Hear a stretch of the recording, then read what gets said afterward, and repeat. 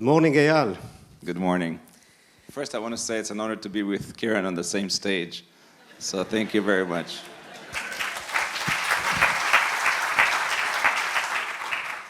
So before we dive into the more deep water of the Israeli economy and the global economy and high tech and all that, I thought I'll start with some simple question about your own background. We heard about your contribution or the fact that you've been a driving force behind two major Israeli technology companies. And I was wondering, apart from the fact that you are a Technion graduate, of course, what in your background, in your personal background, singled you out? I mean, there are many, many entrepreneurs. I'm sure there are some young would-be entrepreneurs in this hall. Can you share with us what, in your opinion, set you apart? First, I'm not sure I'm that set apart. I think there are many like me that are doing a lot of things and working to get their goals and targets. But I think first, coming from a single-parent family is something that if you look at some of the presidents of the United States and some other leaders, it's I don't know what the percentage of the presidents of the United States that came from a single-parent family, but I think that's definitely one of the things that put some characteristics in me. Then I think serving in Golani, which is one of the elite units in the Israeli army, becoming an officer course, which makes you a leader. And being an officer in the Israeli army is not that simple. You need to go through a lot of things. Then doing reserve duties throughout the years and coming up, not that I wanted, but they wanted in some of the places. So I think this, and when you go through some of those experiences, you see things in different perspective, and you learn to look at things in appreciation and respect, but you're less afraid of some of the things. And then the Technion, I think, is one of the best institutes for technology. I've done here 2 degrees, BSc and MSc, and I think the way that the Technion teaches the students to learn and to learn by themselves is amazing, and the projects they have to do here. So I think it gives us a lot of tools. I know at Mellanox, the majority of our employees come from the Technion, and they're great, they're amazing. And so all this background, then working at Intel, which taught me a lot of things, founding Galileo, which is an experience. And when you do it not as a CEO, but as a number 2 or 3, and then all this helped me in getting to Mellanox and making it a successful company. I guess it's a long answer. I don't know. You asked. I was just wondering if your military unit had something to do with my name. I like your last name, Golani. Yeah. Actually, in one of the events, I was in reserve duties, and I came in, and Golani did an exercise, and Magad, the brigade commander of the boot camp, was named Golani, and they did an exercise with a helicopter, and they crashed. And I saw him before that, and we went, and there were a few survivors, but that's the name Golani that I remember. I don't know if you had any connection with him, but I think he got out of there with some pretty serious injuries. All right, now let's move from the personal level to the, let's call it the national characteristics. You know, we receive here on a daily basis delegations that come from all over the world. At some point I stopped counting them, especially those that come from China, and nearly each and every one of them come with the same question. What is the secret recipe that makes Israel such a huge hub of entrepreneurship and innovation? Is there something in the water that you give your students? Is it the chicken noodle soup of the Yiddish Amame? I mean, yes, we know that there is a contribution by the universities, by the IDF, 8200, the Israeli Chutzpah. We have some standard answers, but what is your perspective? I think it's the culture. Look, if you look at Japan, if you fail, you do harakiri. So you don't want to fail. And we laugh about this, but this is not a joke. This is very serious. To fail in Japan, it's amazing how shameful it is. I once flew specifically to Japan to one of our customers, which we caused them to be dishonored by their customers because we stopped doing a project for them. And I went and I had to apologize multiple times for a number of senior VPs there because we've made them fail. So we need to understand that if they fail, they do harakiri, and it doesn't matter what level of harakiri they do, but it's very shameful. So for someone there to start a startup is like committing suicide because more than 85% of the people that start a startup fail. If you look also in Germany, the best employees or the best students there, they don't go and do startups, they go work in large companies because that's the culture, that's what they want to do. They want to be successful in large companies. In Israel, it's completely different. In Israel, even before you go to the Technion, you want to start a startup. Even before you know what you're doing, you're already a CEO or something like this. So the culture and the capabilities of first accepting failure, of not being afraid of failure, of trying, I think it comes from the way that here in Israel, we have no choice. We have to be successful. And you can fail as long as you're successful at the end. So if you look at, if you look at the army, you give people at some of the units there things that, if you ask me, they're impossible. They're so young, they don't know it's impossible, so they do it. And they're successful. And we do the same thing at Mellanox. So you learn that things that sometimes look really impossible, if you really do it in a different way or look at outside the box, it's something that works. If you remember, there was like an incident that Lieutenant Colonel Mem was killed in Gaza. But this is one event that became public. If you can imagine how many times our guys are in different places, we don't even know, we don't even hear, but it's really, when we think about it, it's impossible doing those things, but we do it. And we do it on a daily basis. We do it whenever it's needed. That doesn't matter about the weather, whatever. And when you get to this mindset that whatever you want to do, even though it looks impossible, you can do it, the culture is different. And this is what they teach you. So now when you get out of the army, you start understanding that what you want to do, if you do it good enough or if you think outside, you can beat everybody. There is a risk to that because they teach us that we're like invincible, or that we're like better than anybody else. That's what they teach you. So sometimes we need to take this in proportion and understand we're not better than anybody else. We're trying to compete, but I think the culture, the mindset is what sets us apart from, if you look at India, China, Japan, they will go and do other things because of the way their brain is wired. We're wired in such a way to take risk. Failure is not a last, you don't need to do harakiri if you fail. And you should try and succeed. All right, now let's move a little bit into the arena of the... But everything I say here is my personal view. It's not a research or something like this, right? So don't take this too serious. And actually, I'm planting the seeds for some questions that will come from the audience, because we do have here people from different countries. I see at the last row the president of German Technical Society. He may want to debate on your perspective on German students. I take back my comments about Germany. Sorry. We have a representative here from Switzerland who may have something to say about Swiss youth, etc. Now moving to the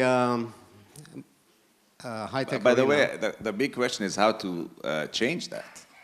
Once you know what the things is, the big question is how to change it. We work all over the world, and we see our customers in the US, in Asia, in China, in Europe, and so on, and it's a completely different pace and innovation that you see in different places. And once you understand what's important in every territory, and we have local people, obviously, in every territory, so you learn how to work differently in Japan, in China, in those places. But it's very hard to change this. So, at the 90s, everybody was afraid that Japanese will take the leadership in technology from the US. Once you understand that the Japanese culture is different, they will not. They will probably always follow. Now people are worried about the Chinese, that they will take the number one. And when you go and you look at the undercurrents of their education there, the race there to be, they study in order to be number one, and it's a different, so you start to think differently, and you start to understand how can you be more competitive compared to Chinese. That's what we do, that's what I do, and also in India. So you want to be ahead of them, and once you understand how they think, it's easier for you to take a leadership. So looking at the global trends of high-tech around the world, I was wondering if you can share a little bit of your perspective of where the world is going in different specialization. And I'm asking it from the Israeli perspective because we've been pretty good in certain areas, such as design of semiconductors, etc. We were not that good in other areas.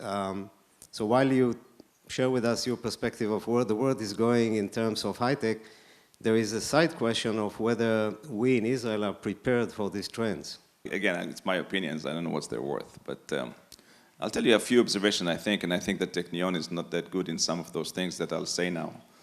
You know, if you look at how Google, Facebook, and those companies started, they started because the students had access to computers on the weekends in the university.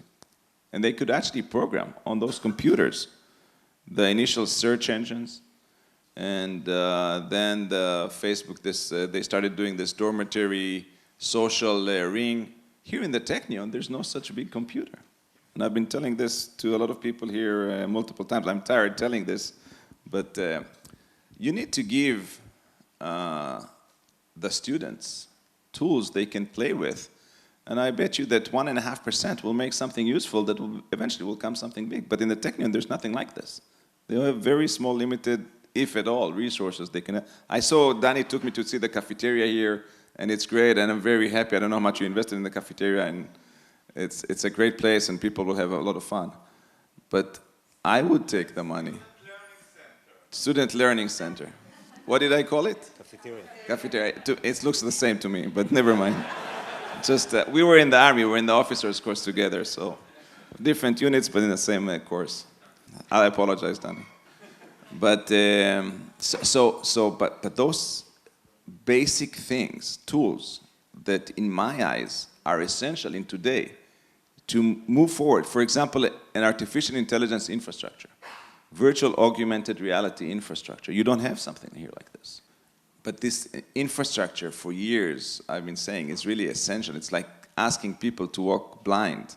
To make sure that the audience understand, you are referring to high-performance computers? I'm referring to like an artificial intelligence, even small cluster, that people can run their algorithms and build models for different neural networks, whole field. It's things that I think is basic. I see it. We help build it all over the world in all of the universities, wherever you want. In Germany, actually, it's very developed. Jülich, and we've been in many German location in Switzerland, in CERN, we built multiple, in the US, tens, in Japan, tens, in China. Here in the Technion, which is one of the, there's nothing. And I think it's like, where are we going? Well, what are you guys thinking? You don't need AI infrastructure, you don't need a big cluster for supercomputers, you need it. So for tens of years, the whole world is taking advantage of us, and we're there back. I have no idea what we're thinking. And if we want to prepare the best students for the future, we need to put this infrastructure in place, give them the tools to play with it. They will do, we don't even know what they will do. They will do things that we don't even want to limit that once you give them the tools. But we don't give them the tools, so they can't do nothing. So that, you know, in terms of the future, I think the future is going to be amazing. From technology perspective, if you look at what's happening, you know, I just drove here and there were like 2 car accidents. Imagine that in 10 years, there's no car accidents. Imagine that in like 15 years, instead of driving a car, you're in a drone that's self-autonomous driven and 4 people in the same drone and you don't own a car. You know, the car you own today is 95% not in use. So those type of things will know much more about each other. Our lives will be longer because eventually artificial intelligence will help the doctors, will be less mistakes. So technology will help our lives be much better. The next generation will have a much better life because of technology. So from that perspective, it's great. From the political situation between China and the US, although I don't appreciate the way the President of the United States communicates or manages things, I think some of the things he's doing are in the right direction. and it should have been done earlier, but I think he's doing good actions and in the right perspective from the US side. And he is the US president, he's not the president of the world, and that's how he should do his job. How it will resolve, it's a big question, and I hope that the Chinese, and we're working with both. And by the way, now we're waiting for the Chinese government to approve this deal. And we're not taking sides. We're working with the Chinese and we're working with the Americans. We're providing both of them technologies that they can do whatever they want with. But they eventually will need to sit down, understand that the sanctions are not good for both sides, and work and find the right way to do it. But I think it's the right direction. I hope it'll get us to a better situation, a better place. So focusing now on the Technion for a minute, you already mentioned a very true and somewhat sad fact that we don't really have a high-performance computing center here that can offer our students and researchers the infrastructure that is required today in order to excel in AI. What else can you suggest to us? What else do you think is missing, perhaps, in our education system? How can we improve? How can we get, many more successful software engineers like Karen here and others? Well, this is not my job. This is your job. So I expect you to know much better than I do about these things. You are one of our customers. When I go to parents' home, all the parents are telling the teacher how to teach the kid. I said, I don't know, but you guys do whatever you want. But what I think, and I think it's extremely important, and I've now invested in the Bedouin, and I'm going to do the same thing in the Druze, to try and get them more into technology education. So what I think is very important is to start core studies in the high school and maybe even before that in multiple diversities in Israel. And maybe the Technion, it's not its job, but can look like 4 years before the army and start preparing their students for the future. We are investing in this. It's like social investments. I hope I'll make money of this, but I'm not sure. For now, I said we give it. And then what I think that Technion must do is make sure they're ahead on new technologies. I think physics is very important because that's what will drive our cars. And if you look at leader technology or anything that can do things faster, we still think we can move things faster than the speed of light, but we haven't been successful yet. But those type of things is important because we need to do the basics research that eventually can become products. And sometimes I feel like the industry is catching up to the academia and maybe at the same front of the academia in terms of research, architecture and things like this. I'd like to see the academia running 5-10 years ahead of the industry, and they need things to do that. So what I think I would expect from the academia is to be research leading 5-10 years ahead of what we're doing. And we're using ideas that coming from the academia and then making companies or making products out of them. Today I see sometimes the industry at the same forefront as the academia, running at 200 gigabit per second or whatever. And that's something that I expect or hope that Technion will have laboratories, research funds, and so on to be ahead of everybody else. Trying to make your life a bit harder, going back on the education of undergraduate students, these people who later become employees in your company, there is a dilemma on how much we should invest in providing them with the technologies they will need immediately as they get into the job, like different computer programs, etc., versus how much depth we need to give them in the foundation so that they will be able to easily adapt as their career changes and switches from here to there. You mentioned physics. Should a student in computer science study physics in depth, for example? You're treating me like I know what I'm talking about, but... I give you the credit.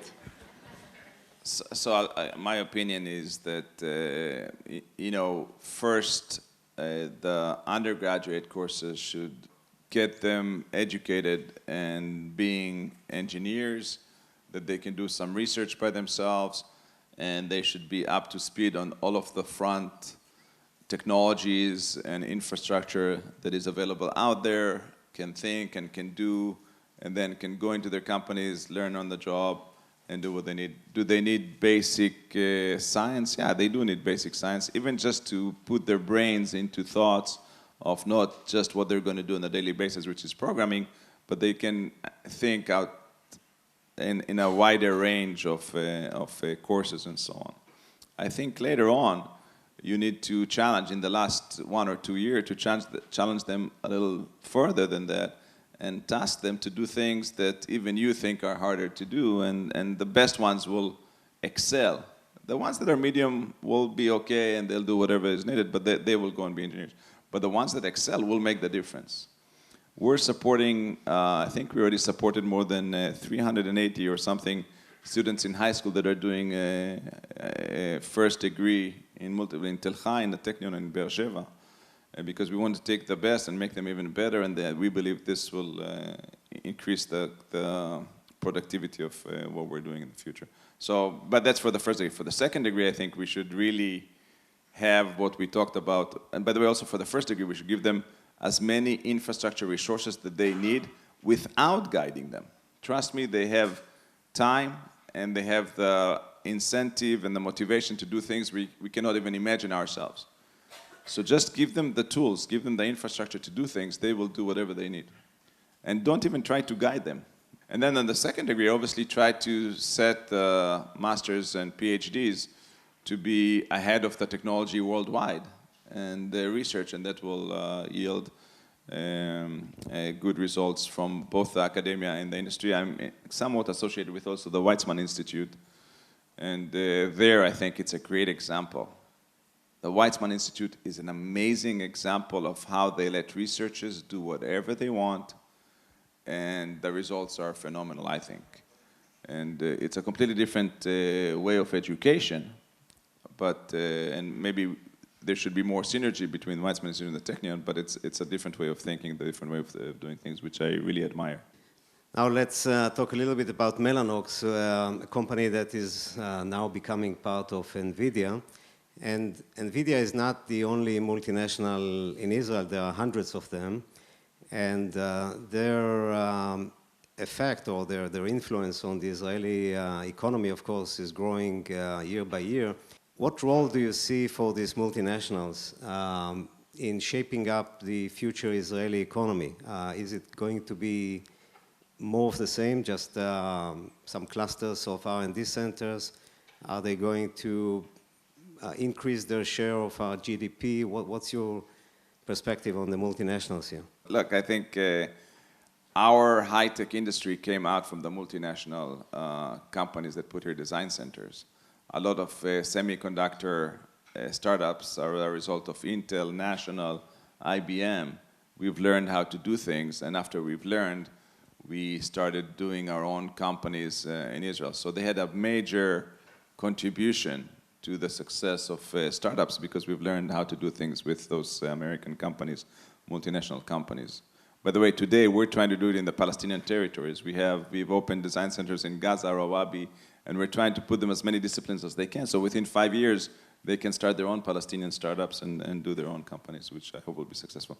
So first, we've learned a lot from the multinational teams and started our own companies.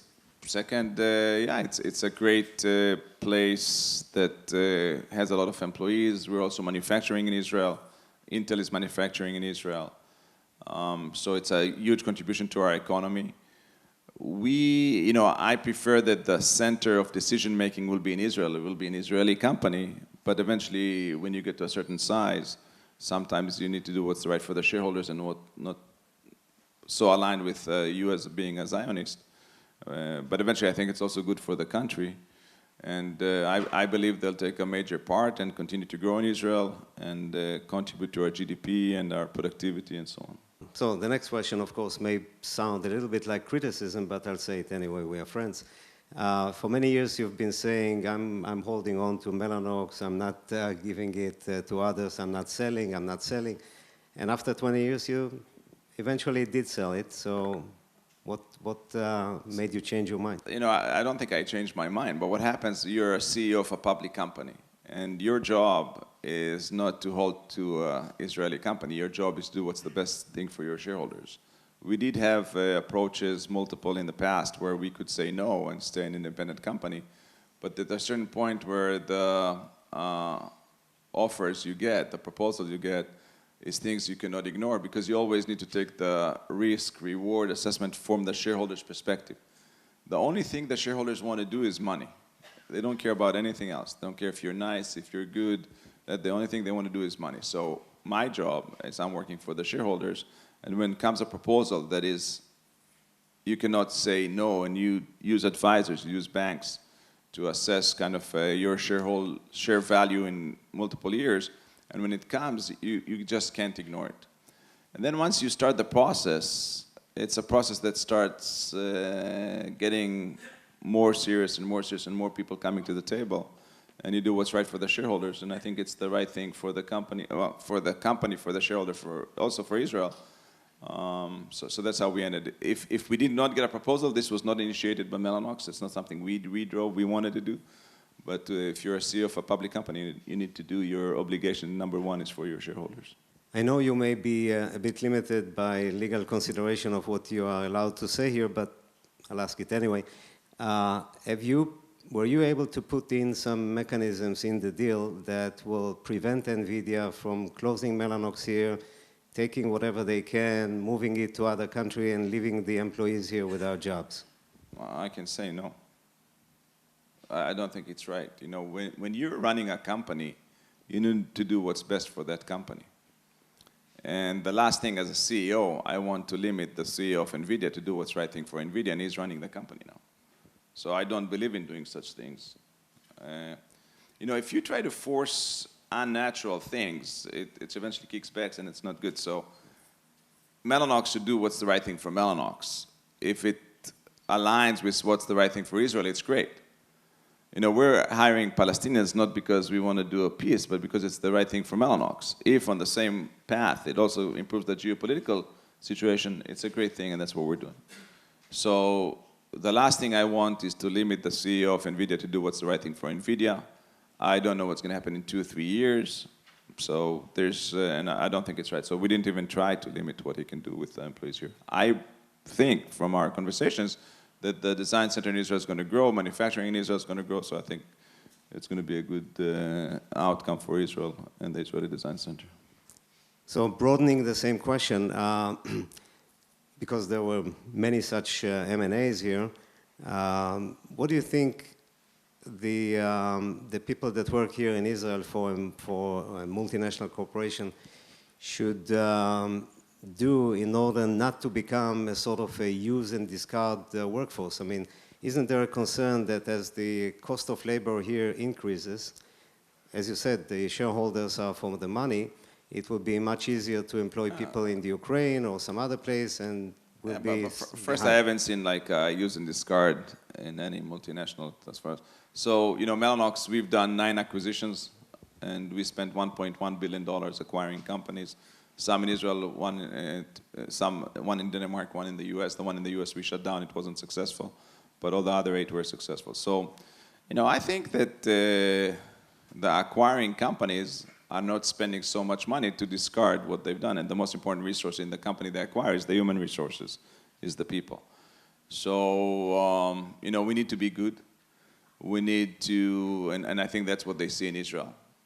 If you look at Intel, the design center here grew significantly, and they're getting more responsibilities. And also, if you look at IBM Research here, and Marvell and other companies, there's always ups and downs according to the financial situation of the company that's leading the design center here, but that's understandable. You know, I think the employees here should be good, should contribute, should work faster, be competitive, and do the job. But I see just growth here. And that attracts. You remember now, I don't know, what, 10 years ago, whatever, Google wasn't here, Facebook wasn't here, Amazon wasn't here, Apple wasn't here. They're all here now. And they're here for one reason, for the human resources. And those human resources are being taught by the Technion, Tel Aviv University, and so on. So they find here very talented and educated teams that they can hire and work and do things, and they let them actually come with their own creative ideas to actually even get better results out of the Israeli workforce. So I just see this as a positive thing. Great. Now, at this point, I would like to open the discussion to questions coming from the audience. Professor Weiss, please. Hi, my name is Danny Weiss. I'm a professor of aerospace engineering and used to work with your mother in the Ministry of Science. I'm going to throw something back at you. One of our problems in teaching students is that students now are part-time students. They work at Mellanox, at other places, while they're studying, which means they're good enough to get 7s or 8s, where if they were working full-time, they'd be much better and have a much better view to the future, because they're working on present things, at least part-time. How can we solve that? You know, I think it's a very good question. I don't think I have a good answer for that. I think students want to do multiple things. One, they want to get a salary so they can live off of that. Second, they want to get experience, gain experience. And I think they enjoy being part of a team, learning in the industry around the Technion. Whether it's good for them as a student or not, I don't know. I don't have a good answer. Maybe if they would have studied 100% and they got enough money for doing that, they would have been better, researchers and so on. Eventually, the good, I believe, students will continue to the second degree and third degree or do their very successful startups. So I don't know. You know, I have friends that their sons have not gone to university, started a startup in blockchain and are very successful. I don't have a good answer what's better or not. I know for us as the industry, those students are doing a lot of things, and we use them in things even that, you know, for us, they're making decisions. You saw Karen here, they're writing software, they're debugging, they're learning a lot. So for us, it's a great help. What's best in terms of being a student, I don't have a good answer. Yeah, hi, Erwin Tobin from Montreal, Canada. I've asked this question over a number of years since Startup Nation has become a very popular terminology here in Israel. Of the success stories, how many Israeli entrepreneurs are actually giving back to Israel today? First, let me talk about myself, because I feel responsible. I'm donating to Taglit, to many things, taking a platoon that was in Binge Bell and have post-traumatic syndrome, and we're taking them through this process. So we're donating for the Bedouins, we're doing both the company, Mellanox, about 1% of our operating income is going to charity. And also myself, I'm donating, but I'm not here to tell about myself. I think the Israeli entrepreneurs that have made a lot of money are donating, at least the friends that I know. And I don't know if I should mention their names. But they're donating big sums of money. It's not as large as Jews from the United States that I think have much more resources to do that, but I think they are donating. Hi, Mark Gaines from Chicago, U.S. One of the points that's made in Startup Nation, the book Startup Nation, is that the Israeli culture and the Israelis are really, great at doing startups, but in terms of, taking and growing a company beyond that. Now, you're a wonderful example of that, obviously.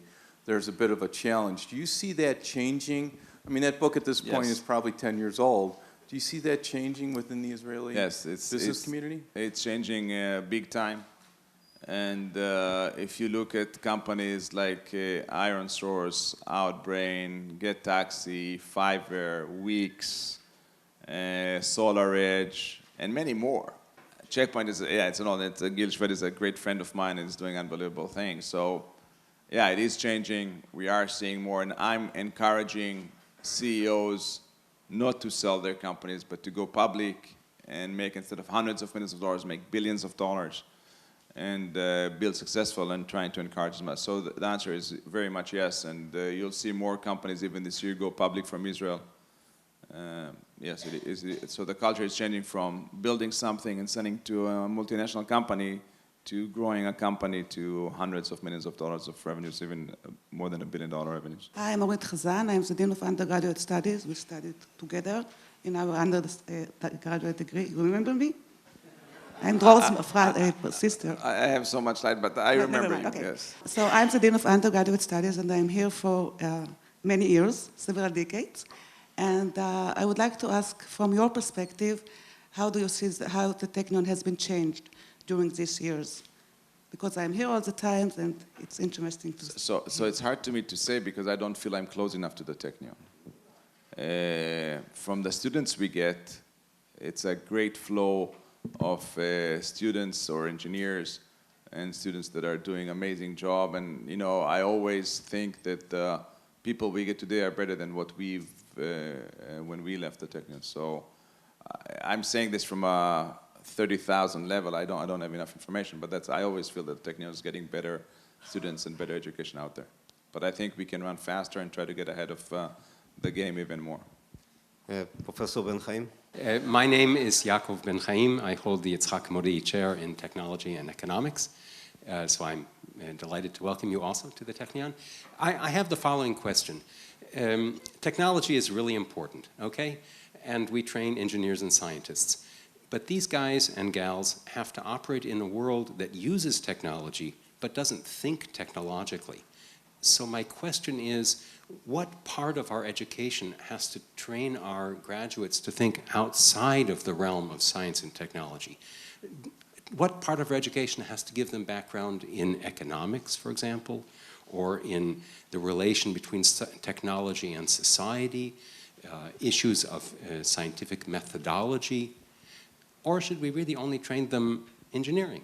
Let me give you a small story about Mellanox. In Mellanox, we don't have values. We don't have plaques that state things. We don't tell people how they should behave or whatever. We've done a number of years ago a management course, and we had like 7 different groups of 5 to 6 people in each group, and they were asked to put the values of Mellanox or something like this, or priorities of Mellanox. I was amazed that all 7 groups wrote the same things, maybe slightly priority different 1 or 2 places, but exactly the same thing, and we didn't ever write it on the wall or discuss this or anything. It comes from the legs, right? It's not from the brain. It comes, they see how we behave, they see how we think. It comes from the legs upwards instead from the head downwards. By the way, our lives, maybe you're not aware, but our lives depend on technology. You know, we have so many places in mission critical, whether it's health, hospitals, your transportation, your energy. So I think we should focus on teaching technology. Everything else they'll learn by example or by things they need. Now, if they want to go to economics, they will learn economics. We need to give them some basics. But technology, everything else on the fringes, on the sidelines, that's my idea. I'd like you to revisit China for a moment. I'd like to hear your insights into the ways they are applying their ever-increasing aptitude in technology to suppress their own people. I'm talking about facial recognition, AI, big data. Now social ranking is being based, in my opinion, partly on the data they are gathering through these technologies. You know, sometimes we think we know what's better for the Chinese than the Chinese, right? The CIA is using databases from Google, from Facebook, from many other things. They're also a big customer for us. And they know a lot of things about us, about everything that moves around. Also in Ramat Gan, I don't know if you know, but there's a building that they're intercepting everything that moves in Israel. No, we don't talk about that. No, people know. If I know, people know. So I don't think the Chinese are doing things different than the Americans. The Americans have the same data that the Chinese are trying to get. And that Americans are trying to intercept as much data as the Chinese. Now, we may be liking the Americans more than the Chinese, so we think the Chinese are depressing their people while the Americans are doing something else. But basically, both governments want to do the same thing. I don't know if you can imagine seeing the Chinese people going to democracy. It'll be a mess. If you look also sometimes even into Russia, people think that it's not dictatorship there, it's going to be a mess. We provide the technology that people can have much more intelligence, use data in a better way, but at the same time, Alibaba did $31 billion in one day, in Singles Day, with our technology. So our technology is being used for multiple things. Whether the Chinese government is controlling more of their people, that probably the answer is yes. What happens if they didn't have that capability? I don't know. And we're just providing the technology. People do with it as long as we're allowed to do that. You know, when we talk to the Chinese at the previous crisis with ZTE, not Huawei, and the US prevented us from selling technology to ZTE, the Chinese came to us and said, you're an Israeli company, why are you siding with the US? Why are you not siding with us? We're also a customer and we're also a country and we're big and so on. And when you come and you think, you don't want to put politics in the answer. So the reason I gave is, look, more than 50% of our revenues come from the US. Only at that time it was 15% from China. I have to go where my economics is bigger, loss and so on. That's why I'm doing it that way. But from our perspective, it's easier to take sides with the US than with the Chinese. The Chinese are not putting any limitations on us to sell technology anywhere else, although they can try it, as US is doing. You know, I think we on the technology side should focus on technology. Governments should decide who we are able to sell it or not sell it. There are limitations, multiple places. You know, we've seen the Chinese and the Americans put multiple sanctions, one for the other, which is hopefully going to be resolved pretty soon. But those things eventually are not healthy for either side. Both sides are losing a lot of money. I think now the American is actually starting to gain more money. It's becoming an economic war, which sometimes we're not aware, but imagine the Chinese stop selling to the Americans building blocks that are manufactured in China. We've moved a lot of our manufacturing outside of China to Taiwan, to other places, to Thailand and so on, because we're afraid of what's happening. So you're seeing multiple movements that sometimes most of us guys are not aware, but this economical war could become a major thing in the future. I hope they will be resolved and both sides, Xi and Trump, will get together and resolve this thing and not go further.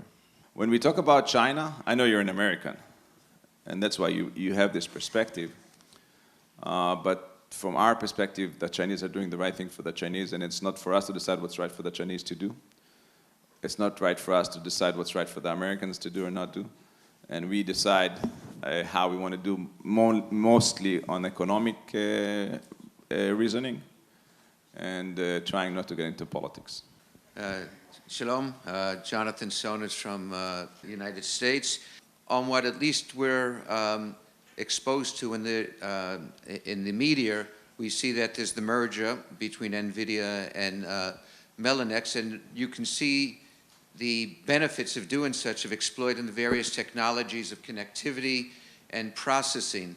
Is there a third quark that you can sort of expose to us that gives a synergism that will come out of this that would move technology in a very new direction?